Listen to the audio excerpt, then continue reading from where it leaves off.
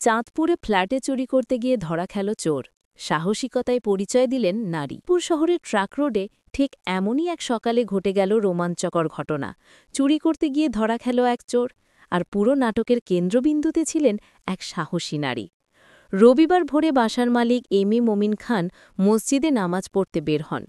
দরজা খোলার সেই সুযোগেই চোর হাবিব সর্দার ভেতরে ঢোকার চেষ্টা করে। মাথায় ছাতা দিয়ে ক্যামেরা ফাঁকি দিল, ভাগ্য তার সেদিন সহায় ছিল না। ঘরে ঢুকেই সে শুরু করে আসবাবপত্র তছনছ করা। হঠাৎ শব্দ পেয়ে মমিন খানের ছোট মেয়ে রুম থেকে বের হয়। সামনে চোরকে দেখে ভয় পেয়ে ছুটে যায় মায়ের কাছে। আর এখানেই শুরু হয় এক নারীর অসাধারণ দৃঢ়তার গল্প। দিলারা বেগম একাই রুমে ঢুকে দেখেন বারান্দায় দাঁড়িয়ে আছে হাবিব। চোর তাকে জড়িয়ে ধরে ভয় দেখাতে চায়, কিন্তু ভীত হওয়ার বদলে দিলারা বেগম বুদ্ধি খাটান। মুহূর্তের মধ্যেই তিনি ঘর থেকে বের হয়ে দরজার ছিটকিনি আটকে দেন। চোর তখন ফেঁসে যায় ভেতরে। তিনি চিৎকার করে ওঠেন, চোর চোর! নিচ থেকে প্রতিবেশীরা দৌড়ে আসে। সবাই মিলে দরজা ভেঙে ভিতরে ঢুকে হাবিবকে ধরে ফেলে। চোর ধরা পড়তেই চারপাশে যেন স্বস্তির নিঃশ্বাস পড়ে। ধৃত হাবিব সর্দার মধ্যগুণরাজদি এলাকার বাসিন্দা। দীর্ঘদিন ধরে এই এলাকায় পরিবারসহ বসবাস করছে।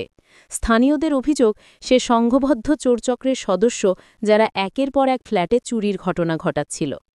পরে চাঁদপুর মডেল থানা পুলিশ এসে হাবিবকে থানায় নিয়ে যায়। আশ্চর্যজনকভাবে তার নিজের বাবা সিরাজুল ইসলামও ছেলের অপরাধ অস্বীকার করেননি। তিনি বলেন, অন্যের ঘরে ঢুকে যা করেছে তা অপরাধমূলক কাজ, আর এর বিচার হওয়া উচিত। বিপদের মুহূর্তে ভয় নয়, সাহসী সবচেয়ে বড় অস্ত্র। এক নারীর বুদ্ধি আর দৃঢ়তা পুরো চক্রকে ফাঁসিয়ে দিল, আর আশপাশের মানুষও একসাথে দাঁড়িয়ে দিল দৃষ্টান্ত।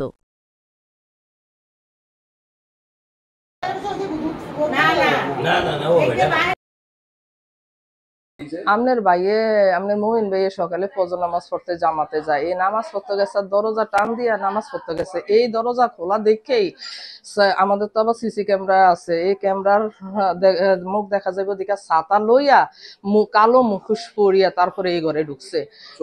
চোরে ঢুকছে। চোরে ঢুকার পরে আমরা তো নামাজ পড়ে আমি রুমে শুয়ে রয়েছি, আমনের ভাইও নামাজ পড়ে আয়া শুয়ে রয়েছে। পুরা গত হাঁটার দরকার নেই, আগের মতো স্বাভাবিক। পরে যখন 10টা সাড়ে 10টা আমার মেজো মেয়ে ঘুম থেকে উঠছে, উঠা দেখে এই রুমের ভিতরে কি যেন একটা আবজা, দরজা চিপে নিচে দিয়া আবজা আবজা লাগে। পরে আমার এসে ওই রুমে তেনে ফোন আওয়াজ দেয় না, ফোন দিয়া কয়, আম্মু আমাদের ঘরে অন্য বাহিরের একটা লোক হাঁটতেছে একটা রুমে, সম্পার রুমে। এটা কইছে, আর আমি দৌড়ে আইছি। এখন আমারও ভয় লাগতেছে, আমি রুমে যে সরাসরি ঢুকবো আমার কে ডর লাগতেছে। আমি উকি মেরে দেখতেছি যে রুমও কেউ নাই। লাখির যে আমার মেয়ে বিদেশ চলে যাইবো সামনের মাসে, লাখিসে সব কাপড় চোপড় যাবতীয় সব গুছিয়ে রাখছে। ওগুলি এলোমেলো করে আবার ওগুলি ওই চোরেই লাখিসের ভিতরে রেখে দিচ্ছে। একটা পর্দার নিচে নামানো আছে, আমি কি নিশ্চিত হলে বাহিরের কেউ আছে, যেহেতু লাখিসে তার পর্দা নামানো। এটা কই আমি রুম আর ওই বারিন্দায় টুকি দিছি, আর আমার এমনি 2 হাতে জড়িয়া ধরন ধরছে, ভয় দেখাইতে আছে। ভয় দেখানোর লোক আমি পিছিয়ে দিয়ে দৌড়িয়া আসা এই রুমের দরজা সিটকারি আটকাইছি। আটকাইতে লইছে, সে দরজা খুব জোরাজোরি করতেছে যে আমি সিটকারি না আটকাই। তো যাক, আমি ইনশাল্লাহ সিটকারি আটকাইতে পারছি আমার শক্তি দিয়া। পরে আমি সেই রুমে যাই, বারিন্দা যায় চোর করে চিৎকার দিছি। আর এই যারা উপস্থিত দোকানগুলা খুলছে সবাই আইসা দেখে সে এখানের ভিতরে সিটকারি আটকিয়ে লাইছে। পরে সাপ আলাইনা চোরের ভিতরে সাপ আলাইনা এই সিটকারি খুলছে। খোলার পরে তাকে সবাই গুড় করে আবার শুনে চলে আসছে। আসার পর তারে জিজ্ঞেস করছে, আর সে বলছে যে আমি ফজরের সময় ঢুকছি, আমি এই রুমেই ছিলাম, আমি কোনো ক্ষতি করি না, আমি রুমেই ছিলাম। আপনি সাহসিকতার পরিচয় দিয়েছেন, সে চলে ধরতে পারছে। হ্যাঁ, ইনশাল্লাহ আমি ধরতে পারছি। আপনার নাম কি? সিরাজুল ইসলাম। আপনার ছেলে কি চুরি করে? সেটা আমি কই জানতাম না ভাই, আমার জীবনে আমি এই আজকে রেকর্ড শুনলাম যে চুরি করে এই বাসা ঢুকছে। নাইলে বাড়ি কোন জায়গায়?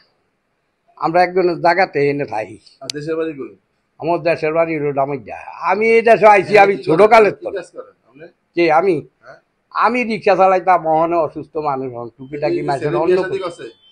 হ্যাঁ, এই যোগ্য নাতিন আছে। আচ্ছা, কি জানি কি ছেলে কয়দিন যাব চুরি করে আমরা জানি না? চুরি করে আজকে সেইটাও আমি কইতারুম না। এই যে আমরা কার বাসা, সেইটা আমরা মমিন ভাই কইতারবো। হনে হেতেরা ধরছে, হেতেরা যদি কয় চুরি করছে, এইরো সই এটা যদি কয় আপনি কি মনে করেন এই বাসা ঢুকে কি চুরি করছে চুরি ভাই করছে এটা তো আর আমি কইতারুম না এই বাসা কে লিগে আইছে এই বাসা আর হেও আমি কইতারি না আপনি জানছেন তো নাকি আমি অনেক মাসের করে ভিন্না হনাই আপনার ছেলে যে অপরাধ করছে সেটা আপনি স্বীকার করেননি সেটা কোন আরেকজনের ভাই বাসা একজনের বাসার ঢুকছে এটা তো অপরাধ কি অপরাধের উপরে দিয়ে অপরাধ হচ্ছে সে যে অপরাধী সেটা স্বীকার করেন নাকি এইটা তো অপরাধ আরেকজনের বাসার ভিতরে একজনের তত এরা এক হিসাবে বালা দিকে গা তো একটু দেয় না হলো বাইরে তো মাইরে নিত অন্য সব মানুষ হলে ধরে যদি বাইরেও হালাইতো তারপরে কওয়ার কিছু থাকতো না কারণ একজনের বাসার ঢুকতে গেলে এইটা হইলো অপরাধের উপরে দিয়ে আপনার অপরাধ ছেলে যে ঢুকছে আরেকজনের বাসা আমি বিচার চাননি এটা কোন ভাই বিচার চান ও খে অন্যায় করিয়া থাকলে এটা বিচার তো হইবই স্বাভাবিক আমরা চাননি বিচার তো এটা তো বিচার হইবই বিচার না করলে কি এটা হইব নাই ও আচ্ছা তাহলে অপরাধ যদি করিয়া থাকে তো এটা বিচার করতে হইব না ছেলের বিচার চান যে আরেকজনের বাসা ঢুকছে বিচার চান একজনের বাসা থেকে অন্যায় ভাবে ঢুকবো কা আচ্ছা আচ্ছা